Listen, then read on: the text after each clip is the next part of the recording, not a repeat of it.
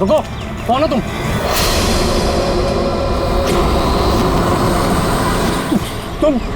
नहीं, यहाँ तुम नहीं हो सकते। नहीं। ए रुक, अरे यहाँ आने की परमिशन नहीं है किसी को। वॉचमैन पकड़ो इसे। वो देखो भाग रहा है, पकड़ो उसे।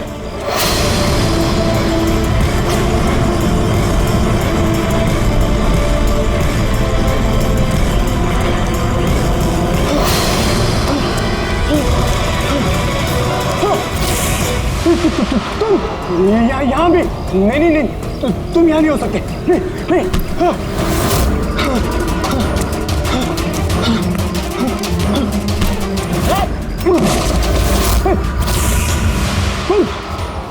तुम मेरे पीछे क्यों पड़े? तुम मुझे मार दोगे। अरे कौन है? रुक।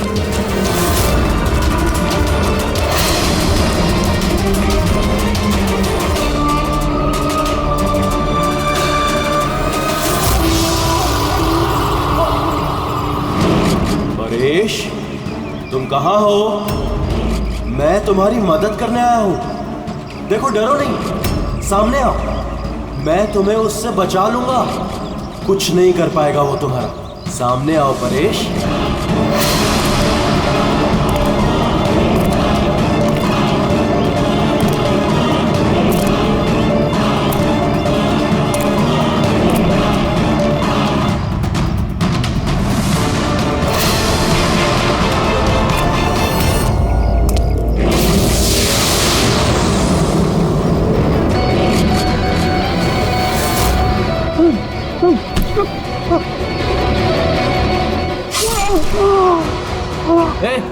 कौन है वहां पे? हाँ?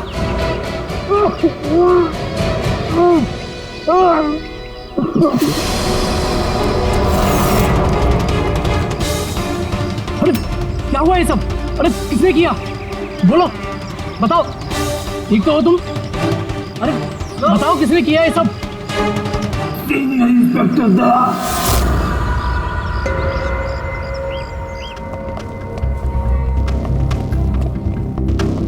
हाँ डॉक्टर साहब। पेशेंट खतरे के बाहर है, लेकिन अभी भी बेहोश है। कौन है, कुछ पता चला?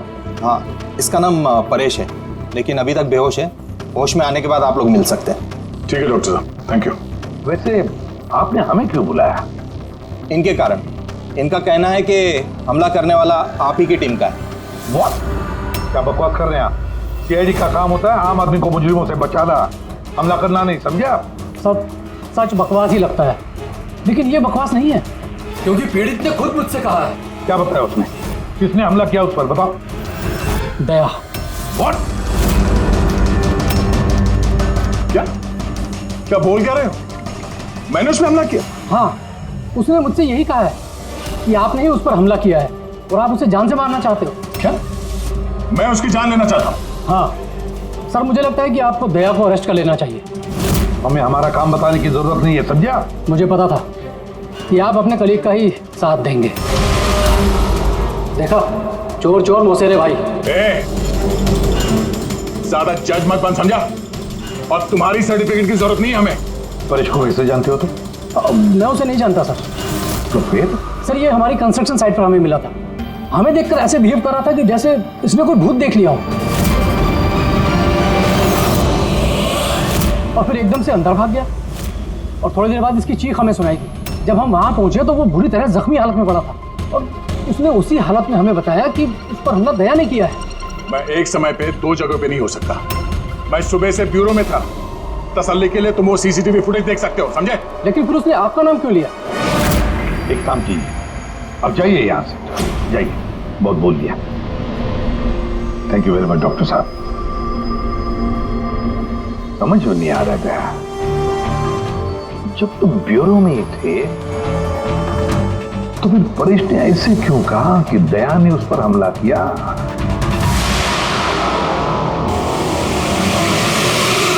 एक बात बताइए, जब आप लोगों ने यहाँ पे परेश को जख्मी हालत में देखा था तो उसके साथ में कोई था या किसी को आते जाते देखा हो? नहीं साहब, वो अकेला ही था। लेकिन सर, उसने इंस्पेक्टर दया का पता है, उसने दया का नाम बोला। हम यहाँ वो जानने आए जो उसने नहीं बोला, समझे आप? और दया ऐसा नहीं कर सकता। सर आप इतने यकीन से कैसे कह सकते हैं कि दया सर ऐसा कुछ नहीं कर सकते हैं? जो आदमी अपनी जान दांव पे लगा के दूसरों की जान बचाता हो वो किसी का खून नहीं कर सकता। खुद से ज्यादा मुझे दया पे भरोसा है, समझे?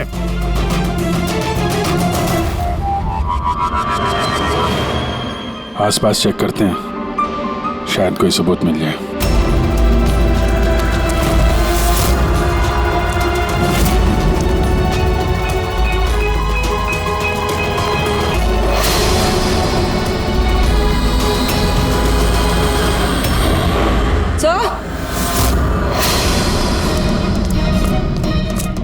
सर ये देखिए।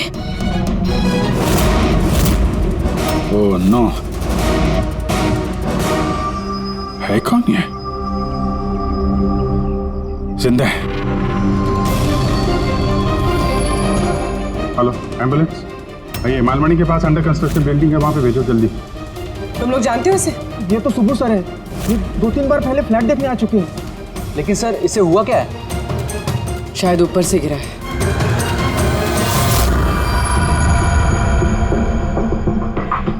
ऊपर से गिरा है या फिर गिराया गया है? पेशेंट की कंडीशन स्टेबल है, ये बहुत जल्द होश में आ जाएगी। गुड।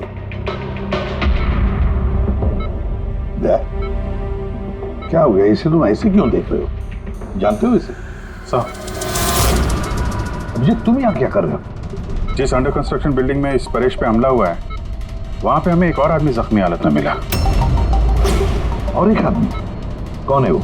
तो वॉचमैन बता रहा था उसका नाम सुबू है, वहां पे 2-3 बार आया था मकान देखने के लिए। उसके हाथ में से हमें ये कपड़े का टुकड़ा मिला है। अच्छा, छोड़ दो मुझे मत मारो, छोड़ दो मुझे, मत मारो मुझे, छोड़ दो मुझे। परेश,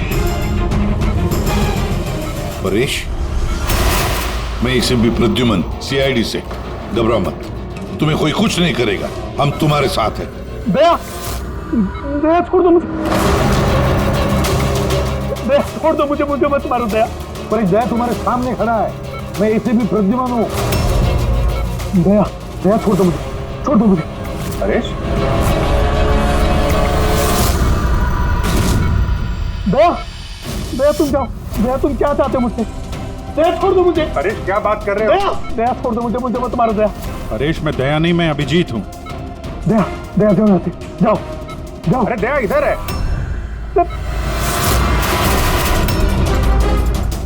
दया छोड़ दो मुझे, मुझे मत मार दो दया। परेश इधर देखो, हम पहले मिल चुके हैं, तुम जानते हो मुझे। दया छोड़ दो मुझे, मुझे मत मारो। सब दया हो, तुम सब दया हो, मुझे मत मारो। डॉक्टर, दया छोड़ दो मुझे, डॉक्टर, दया छोड़ दो मुझे, मार दया। डॉक्टर साहब, दया, देखिए ना, क्या हो गया? दया छोड़ दो मुझे, मुझे एक मिनट, सब दया, सब दया छोड़ दो। नहीं होगा तुम्हें। कुछ कर एक दो, मिनट। सब दया हो तुम, सब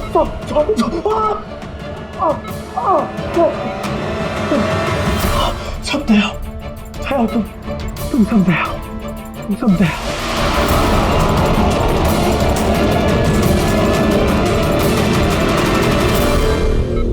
ये चक्कर है क्या?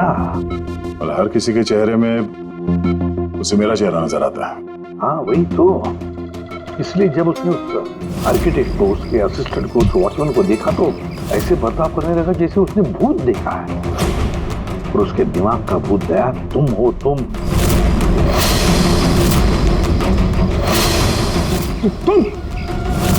और इसीलिए उसे लगता है कि तुमने उस पर हमला किया है, क्योंकि हमलावर में भी वो तुम्हें ही देख रहा होगा। तो मेरी समझ में ये बात नहीं आ रही सर कि मेरा ही चेहरा क्यों? दया, तुम कह रहे थे ना इसे तुम पहले से जानते हो, कैसे? सर लगभग 15 साल पहले मैंने इसे गिरफ्तार किया था सर। हाँ, और 2 साल पहले ये जेल से छूट गया, और पिछले 2 साल में अलग अलग केस में मैंने इसे 2 बार अरेस्ट किया सर। अभी ये परेश पुराना मेहमान है दया का। और परेश पे हमला किया किसने और क्यों?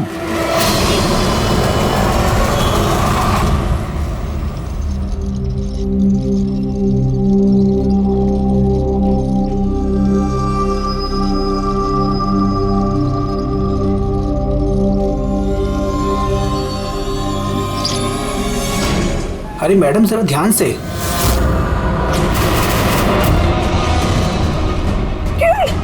कौन किरण? मैं कोई किरण नहीं हूँ। अरे क्या कर रही है मैडम, क्या कर रही हैं आप? आपको कुछ गलतफहमी हो रही है मैम।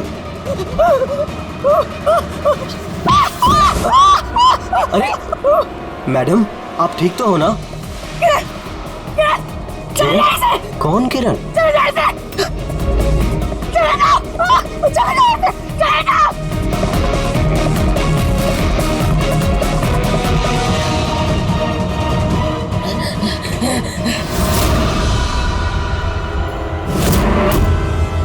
क्यों सुबह, कैसी तबीयत है तुम्हारी? सर पैर की हड्डी टूट गई है और बाकी इधर उधर थोड़ी सी चोटें लगी हैं। मुझे एक बात बताओ, क्या हुआ था उस दिन? हाँ? वो आदमी सीढ़ियों से भाग रहा था जब मैं उससे टकराया, और जब मैंने उसके हाथ में चाकू देखा तो मैंने शोर मचाया और उसे पकड़ने की कोशिश की, लेकिन तब उसने मुझे धक्का दे दिया और मैं नीचे गिर गया। उसके बाद सर कुछ याद नहीं। सुबह, तुम्हारे हाथ में से हमें वो जो एक कपड़े का टुकड़ा मिला था लाल कलर की चौकड़ी का, क्या वो उस आदमी की शर्ट का टुकड़ा था? जी सर, शर्ट पहना था उसने वो, और हाथापाई के दौरान शायद वो मेरे हाथ में आ गया था। अच्छा ये बताइए, उस आदमी का चेहरा देखा था? सब कुछ इतनी जल्दी में हुआ कि कुछ याद नहीं। ठीक है, अब तुम जाओ, अगर जरूरत पड़े तो हम तुमसे फिर मिलेंगे, ठीक है? Please, thank you sir. जाओ।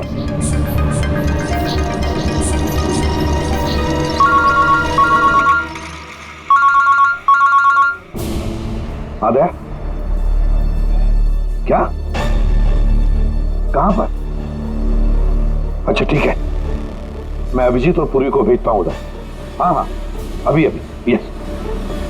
क्या हुआ सर? मैं बता रहा था कि किसी सुपरमार्केट में एक औरत आसपास के सभी लोगों पर हमला कर रही थी और हर एक को किरण किरण किरण नाम से पुकार रही थी।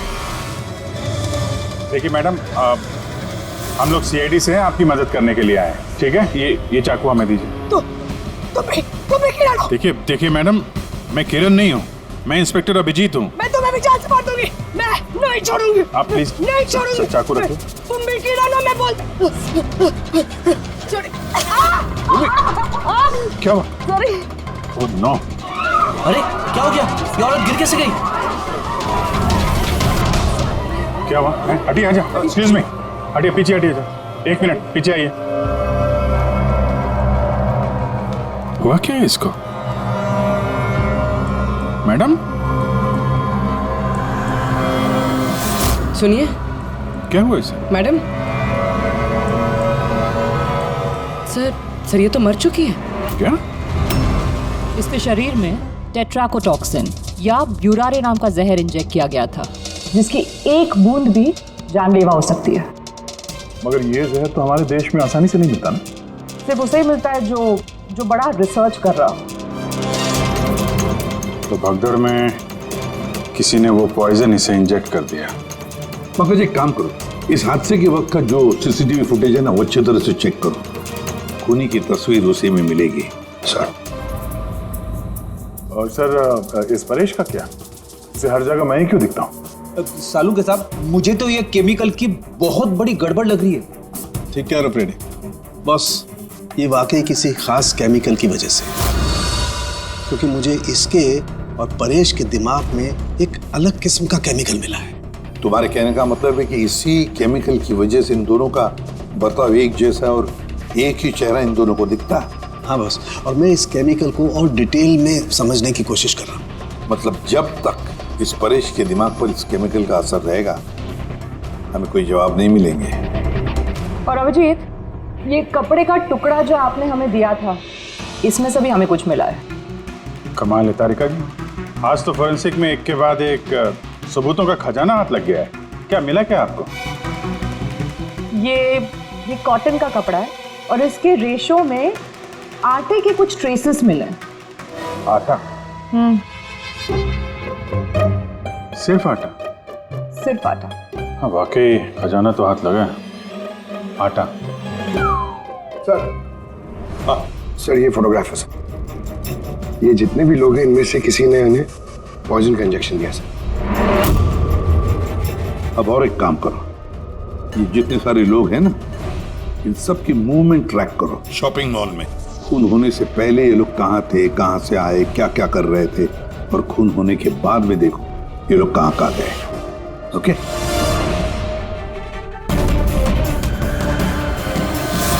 सर, मैंने इस औरत का बैकग्राउंड चेक किया। इसका नाम शिप्रा है। ये एक हाउसवाइफ थी। सर, परेश तो फिर भी एक मुजरिम है, उसकी कई दुश्मन हो सकते हैं, लेकिन इसकी किससे क्या दुश्मनी हो सकती है? वजह तो कुछ भी हो सकती है पूर्वी, लेकिन एक बात कॉमन है शिप्रा और परेश के बीच में, उन दोनों के ब्रेन में वही केमिकल मिला है, तो उन दोनों का दुश्मन भी एक ही हो सकता है। इस किरण के बारे में क्या पता चला? सर, किरण शिप्रा का पति था और 2 साल पहले ही उसकी मौत हो चुकी थी। सर, किरण शिप्रा को काफी मारता पीटता भी था।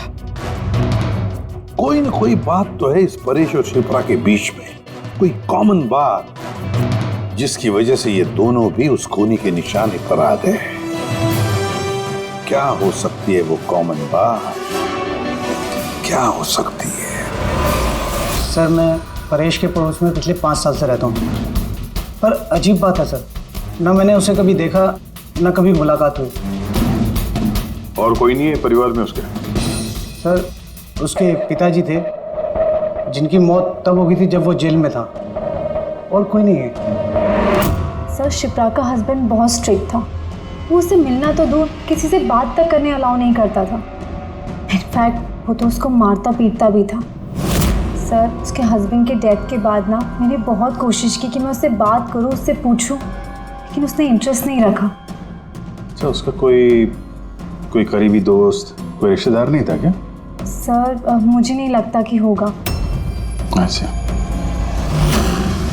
शिप्रा और परेश दोनों की जिंदगी में एक बात कॉमन, दोनों जिंदगी में अकेले थे, ना कोई दोस्त, ना कोई रिश्तेदार। सर, दोनों में एक चीज कॉमन है। क्या? सर, हमने परेश और शिप्रा का कंप्यूटर चेक किया, तो उनकी कंप्यूटर हिस्ट्री से पता चला है कि दोनों ने ही ऑनलाइन सपोर्ट ग्रुप ज्वाइन किया था। अच्छा, ऑनलाइन सपोर्ट ग्रुप मतलब? सर, ये ग्रुप्स है जो डिप्रेशन, लोनलीनेस, ड्रग एडिक्शन और अल्कोहलिज्म में फंसे होते हैं, उनकी काउंसलिंग करता है और उनकी मदद करता है। सर, शिप्रा ने 2 हफ्ते पहले ही एक ऐसा ग्रुप ज्वाइन किया था जो शादीशुदा जिंदगी में परेशान लोगों की मदद करता है, और परेश ने अपने अकेलेपन से निकलने के लिए पिछले महीने ही ऐसा ग्रुप ज्वाइन किया था। अजीब इत्तेफाक है, दोनों ने ऑनलाइन ग्रुप ज्वाइन किया और दोनों को एक ही तरीके की परेशानी हुई। कुछ पता चला इस ग्रुप के बारे में? सर, हमारा साइबर एक्सपर्ट राज इस ग्रुप को ट्रेस करने की कोशिश कर रहा है, जल्दी कुछ पता चल जाएगा। सर, हाँ सर, शिप्रा का खून इसी आदमी ने किया। जिस वक्त उसका खून हुआ था, उस वक्त जितने भी लोग मौजूद थे, ये सबसे ज्यादा अजीब है सर। जिस वक्त अभिजीत सर और पूर्वी सुपरमार्केट पहुंचे थे, ठीक उसी वक्त ये आदमी वहां पहुंचा था सर, और भीड़ में घुस गया था, और जब शिप्रा की मौत हुई तो फटाफट वहां से भाग गया। फ्रेडी, काम करो, हमारा डेटाबेस चेक करो, शायद इसके बारे में कुछ पता चले, कोई लीड मिल जाए। इसका मतलब है सर, ये खूनी सुपरमार्केट में कुछ खरीदने नहीं बल्कि शिप्रा को मारने के लिए आया था।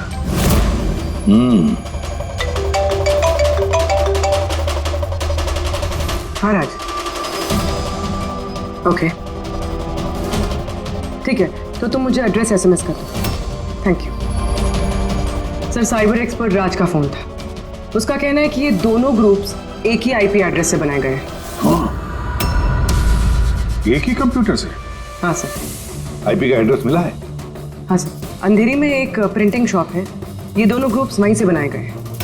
बस, तो फिर अभिजीत, तुम और पूर्वी जाओ वहां पर और देखो कौन है इस सबके पीछे और उसका क्या कनेक्शन है। सर, क्या सोच रहे होते हैं? सर, नहीं, पंकज ने भी बताया कि वो खूनी शिप्रा को मारने के इरादे से ही आया था। तो फिर सर, उसे पता कैसे चला कि शिप्रा वहाँ सुपरमार्केट में है और वो लोगों पे हमला कर रही है? वो शिप्रा को फॉलो कर रहा होगा सर। अगर फॉलो कर रहा था तो अभिजीत और पूर्वी के वहां सुपरमार्केट में पहुंचने से पहले वो मार के निकल जाता, बाद में नहीं मारता उसे। अभिजीत को सुपरमार्केट पहुंचने में 20 मिनट लगे और खूनी को भी वहां पहुंचने में 20 मिनट लगे, तो इसका मतलब है दोनों को भी खबर एक ही वक्त पहुंची थी। सो कहीं ऐसा तो नहीं कि इंफॉर्मेशन खूनी को हमसे ही गई हो? हमारे यहां से इंफॉर्मेशन? हाँ, हो सकता है। क्या कहीं ऐसा तो नहीं कि जब हम परेश को देखने गए थे हॉस्पिटल में, उस वक्त खूनी वहां पर मौजूद था और उसने मेरी बातें सुन ली हो?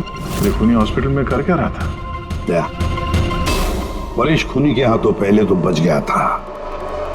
हो सकता है खूनी अपना अधूरा काम पूरा करने हॉस्पिटल आया था, परेश को खत्म करना चाहता था इसलिए।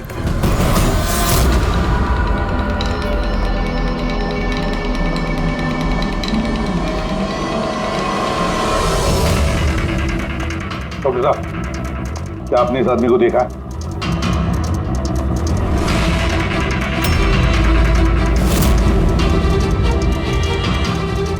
भाई साहब, ये आदमी को देखिए जरा, इस हॉस्पिटल में इसको देखा है कहीं?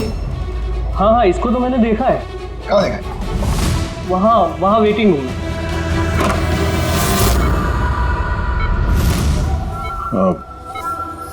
यहाँ कोई आया था क्या? नहीं सर, यहाँ कोई नहीं आया। ठीक। हाँ दे सर, परेश तो ठीक है पर वो खूनी अभी तक दिखा नहीं। कहीं तो छुप कर बैठा ही है दया, सही वक्त का इंतजार कर रहा है। वेटिंग रूम में भी चेक किया सर, अभी कोई नहीं है। तो यही पता है, पर कहाँ छुप कर बैठा है ये?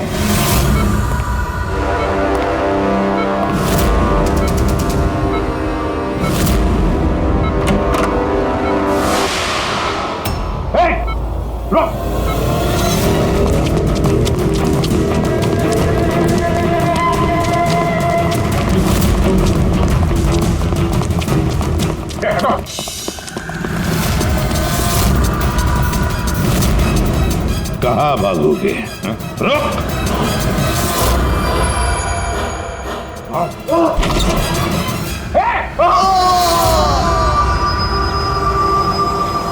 My God.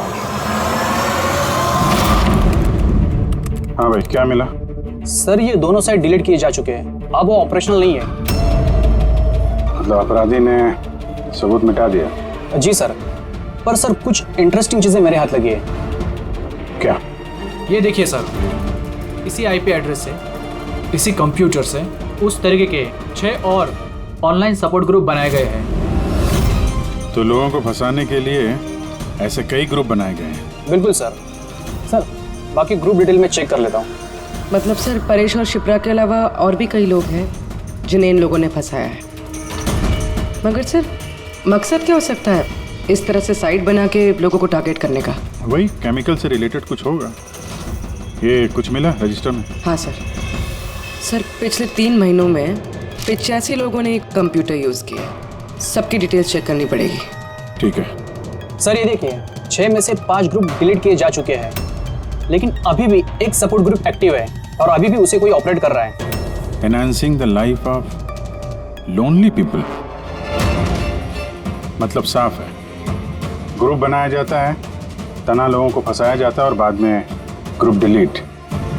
तो अब उन्हें एक और शिकार की जरूरत है। एक आइडिया है पूरी। कुछ पता चला इस आदमी के बारे में? फिलहाल तो कुछ नहीं। वॉलेट के अलावा इसके पास कुछ भी नहीं मिला है, मोबाइल फोन तक नहीं। तो हमारे पास कोई सुराग नहीं है। दया, ये केस दिखता उतना सिंपल नहीं है, बहुत बड़ा षड्यंत्र है ही है। कई सारे लोग इसमें इन्वॉल्व हैं। ये तो इस खेल का मोहरा लग रहा है सर, वो भी भाड़े का। और इस केस का मास्टरमाइंड अभी भी आजाद घूम रहा है, अपने नए शिकार की तलाश में होगा। जल्द से जल्द ढूंढना होगा सर इसे। हाँ पंकज, आराम से। बस खड़े। ये क्या ही था उनके? सर, आप ये क्या खेल खेल रहे हैं पंकज के साथ? नहीं नहीं, ये कोई खेल नहीं। बस मैंने बताया था ना, ये केस बहुत ही पेचीदा है, बड़ा कॉम्प्लेक्स है। याद है ना मैंने बताया था उस परेश के और उस शिप्रा के दिमाग में मुझे एक अलग तरीके का केमिकल मिला था। हाँ, मैंने उस केमिकल को रिप्लिकेट किया और इस पंकज के शरीर में इंजेक्ट कर दिया। व्हाट? तू पागल हो गया फारूक है? अगर इसे कुछ हो गया तो? अरे कुछ नहीं होगा यार, बिलीव मी, मैं पागल हूं क्या?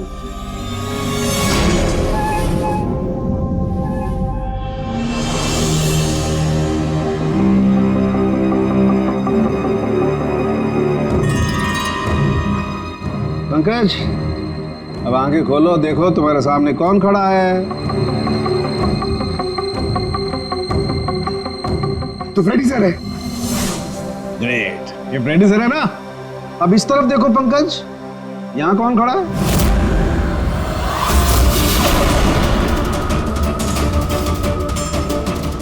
ये कैसे हो सकता है? ये इधर फ्रेडी सर, यहाँ फ्रेडी सर। मतलब शाहरुख है, ये परेश और शिप्रा के साथ यही हो रहा? बंद कर। बस बस, पट्टी लगा लो, पट्टी लगा लो, बस।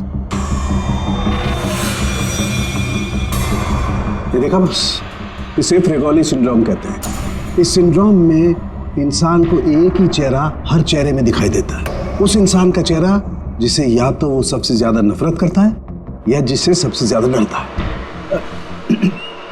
पंकज, मुझसे इतनी नफरत करता है तू?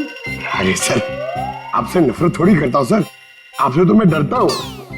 पंकज को मैंने इस केमिकल का बहुत थोड़ा सा डोज दिया, इसीलिए इस पर वैसा असर नहीं हुआ जैसा शिप्रा पर और परेश पर हुआ था। परेश और शिप्रा को तो इतना हैवी डोज दिया गया था कि उनके दिमाग पर गहरा असर हुआ और साइकोसिस लेवल पर पहुंच गए। इसलिए दोनों ऐसा रिएक्ट कर रहे थे जैसे सामने भूत दिख गया हो। तो इसका मतलब जैसे जैसे परेश के दिमाग से ये केमिकल का असर कम होगा, नॉर्मल हो जाएगा और हमें अपराधी तक पहुंचने का जरिया मिल जाएगा। हो सकता है, लेकिन दावा नहीं कर सकते। और हाँ, हम ये भी नहीं कह सकते कि इस केमिकल का असर कितने दिनों में खत्म होगा।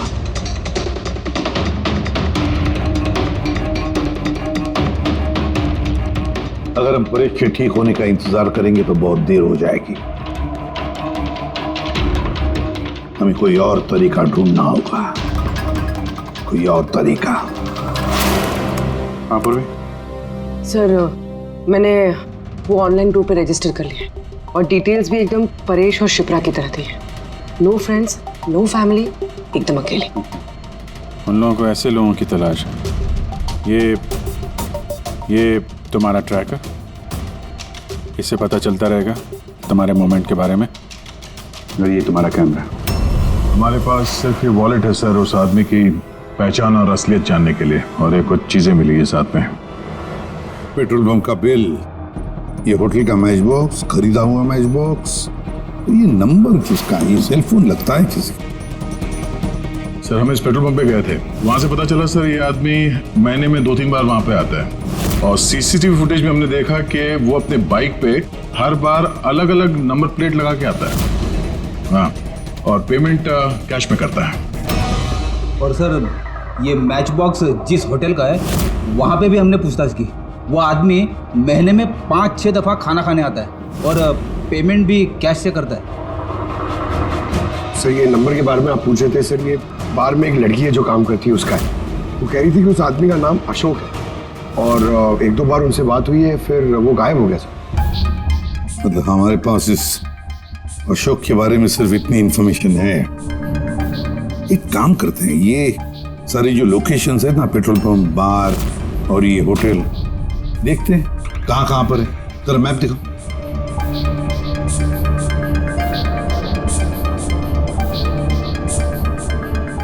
ये वो जगह है जहाँ पे वो पेट्रोल पंप है। सर यहाँ पे बाहर है सर। और सर ये होटल है। बार, ये होटल, पेट्रोल पंप। दया सर, ऐसे नहीं लगता तुम्हें? देखो ना, ये सारे के सारे लोकेशंस 1 किलोमीटर के दायरे में है यहाँ से। हो सकता है सर उसका घर या ऑफिस इस जगह के आसपास ही कहीं। Are you ready? I'm ready, sir. चल चलो। हाँ सर मैं रेडी। अरे वाह, बहुत अच्छा गेटअप है। इसके घर का क्या किया? सर पूर्वी के लिए भाड़े पे 1 हफ्ते के लिए घर लिया। आई मीन अल्पा के लिए। अल्पा, ठीक है, गुड। लेकिन पूर्वी, चौकन्ना रहना। उनका पहला कदम क्या होगा हमें पता नहीं है। यस।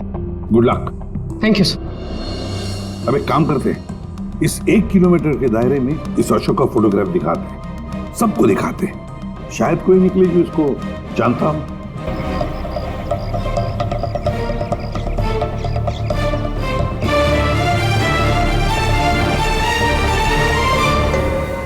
पूर्वी, हाँ सर। चौकन्ना रहना। सर यहाँ पे तो सब ठीक है।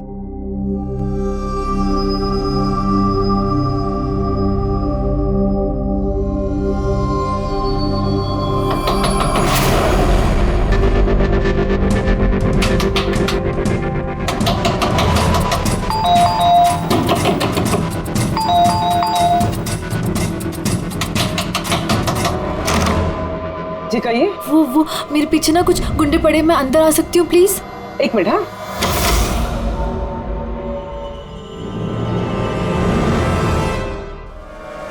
हाँ आओ जल्दी आओ।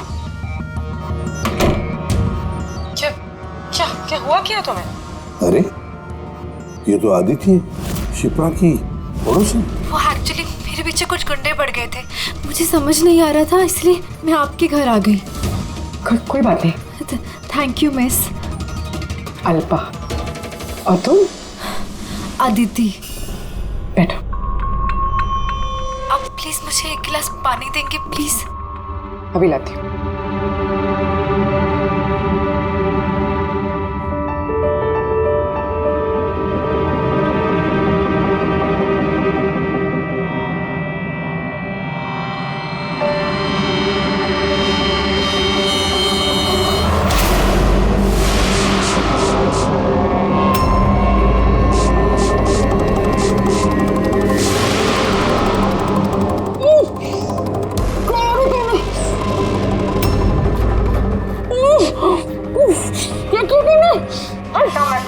कुछ ऐसा नहीं किया, ज्यादा दर्द नहीं दूंगी तुझे मैं। पूर्वी,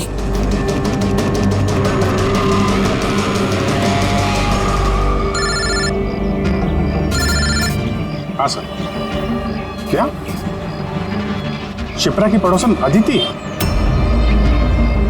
सर मैं फौरन वहां पहुंचता हूं।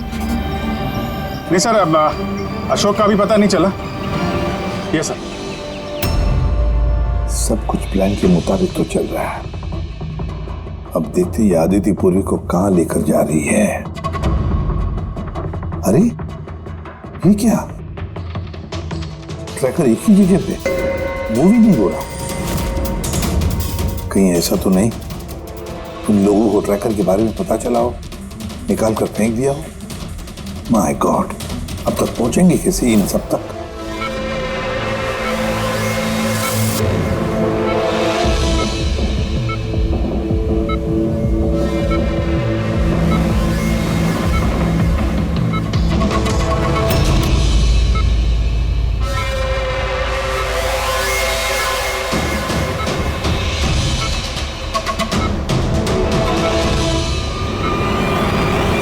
चलो, तुम्हारे दवा का वक्त हो गया है, अब अच्छे बच्चे की तरह दवा लो।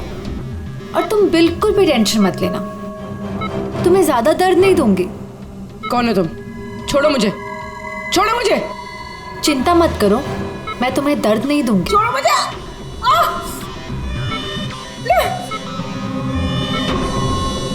मैंने तुम्हें मना किया था ना कि कुछ दिनों के लिए हम किसी नए लोगों को नहीं लाएंगे, क्योंकि सीआईडी वाले हमें पागलों की तरह ढूंढ रहे हैं। हमारी कोई भी लापरवाही हमें बहुत महंगी पड़ सकती है।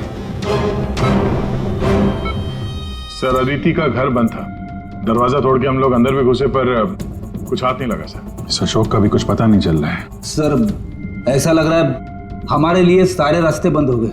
नहीं फ्रेडी, हमारे लिए कोई रास्ता बंद नहीं होता, हम सीआईडी वाले रास्ता बनाते हैं। सर वो लोग कहीं पूर्वी को केमिकल इंजेक्शन ना दे दे।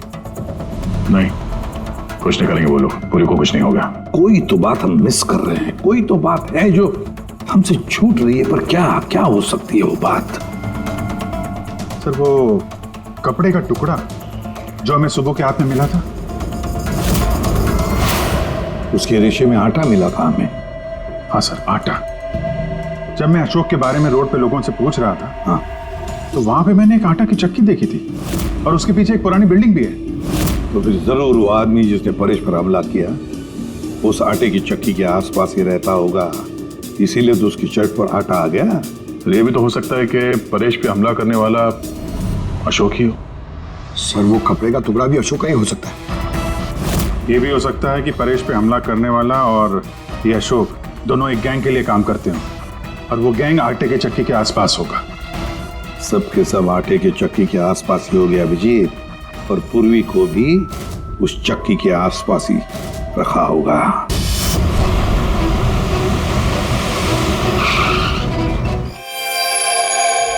कोई अपने जगह से नहीं लेगा, कोई भी नहीं। पूर्वी कहाँ है? अदिति, पूर्वी कहाँ है?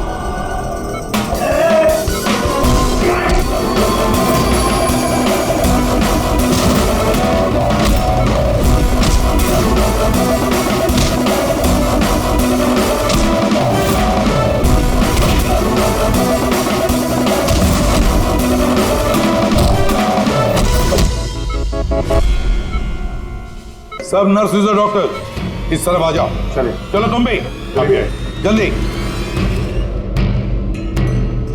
डॉक्टर अदिति, पूर्वी कहाँ है? पूर्वी कहाँ है?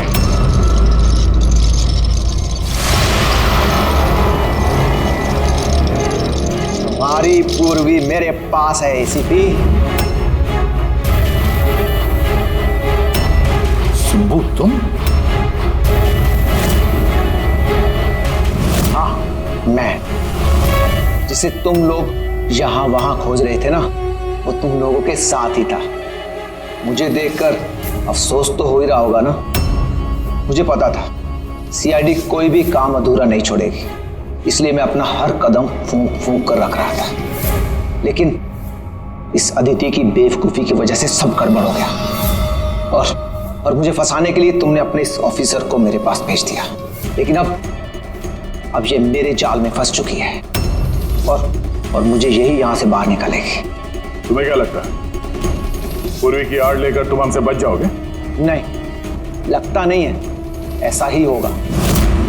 अगर तुम अपने इस बहादुर ऑफिसर को जिंदा देखना चाहते हो तो मुझे यहां से जाने दो, नहीं तो मैं ये केमिकल इसके अंदर इंजेक्ट कर दूंगा और उसके बाद क्या होगा तुम लोग सब जानते हो। पर ये सब तुम क्यों कर रहे हो? हाँ? अपने बेटे रवि के लिए। अपने बेटे के लिए? हाँ, मेरे बेटे को पार्किंसन नाम की बीमारी है। मैं अपने केमिकल से उस बीमारी का इलाज ढूंढ रहा हूं और मैं जिस फार्मा में काम करता हूं वो मुझे इंसानों पर उसे ट्राई करने नहीं देती। इसीलिए तुमने अपने तरीके से लोगों को फंसा के उन पे ये एक्सपेरिमेंट करना शुरू कर दिया। अगर मैं ऐसे नहीं करूंगा तो मैं सही इलाज तक नहीं पहुंच पाऊंगा। कैसे पता चलेगा मुझे कि इन केमिकल्स का इंसानों पर रिएक्शन क्या होता है? और इसीलिए तुम सपोर्ट ग्रुप में ऐसे लोगों को टारगेट करते थे जो अकेले रहते थे, ताकि अगर वो गायब भी हो जाए तो किसी को भनक ना लगे और तुम उन पर अपने एक्सपेरिमेंट्स आराम से करते रहो। हाँ? अकेलेपन से जूझ रहे परेश को मैंने अपने सपोर्ट ग्रुप के जरिए फंसाया और उस पर एक्सपेरिमेंट शुरू किया। लेकिन इन सबकी गलती की वजह से वो यहां से भाग निकला और तुम लोगों के हाथ लग गया। नहीं तो मेरा प्लान कभी फेल नहीं होता। तभी तुम उसकी जान के पीछे पड़े हुए थे। मैं तो उसे अंडर कंस्ट्रक्शन बिल्डिंग में ही मार डालता, लेकिन वो आर्किटेक्ट बीच में आ गया। वहां तुम भी तो जख्मी हालत में मिले थे, ये क्या चक्कर? परेश को जैसे ही मैंने चाकू मारा मुझे लोगों की आवाज आई और मैं वहां से भागना चाहा और हड़बड़ी में तुम्हारा पैर फिसल गया और तुम सीधे नीचे गिर गए। मैं तो वहां से भी भाग जाता, लेकिन मेरे टूटे हुए पैर की वजह से मैं भाग नहीं पाया। और इसीलिए तुमने विक्टिम होने का ढोंग किया, ताकि तुम सेफ भी रहो और किसी को तुम पे शक भी ना हो। और तभी तुम लोगों की नजर मुझ पर पड़ी। और शिप्रा का क्या? उसे तो तुमने किडनैप नहीं किया था, वो तो सुपरमार्केट में घूम रही। सपोर्ट ग्रुप में से अदिति ने शिप्रा को चुना और हमने डिसाइड किया कि हम उसे किडनैप नहीं करेंगे और चुपचाप ये ड्रग देते रहेंगे। खिलाड़ी तो तुम शातिर हो और थोड़े कच्चे हो, नहीं तो हमारे लिए सबूत नहीं छोड़ते तुम। याद है ना तुम्हारा वो शर्ट, उसका एक टुकड़ा, कपड़े का टुकड़ा, उस पर जो आटा लगा था ना, बस उसी के जरिए हम तुम तक पहुंच गए।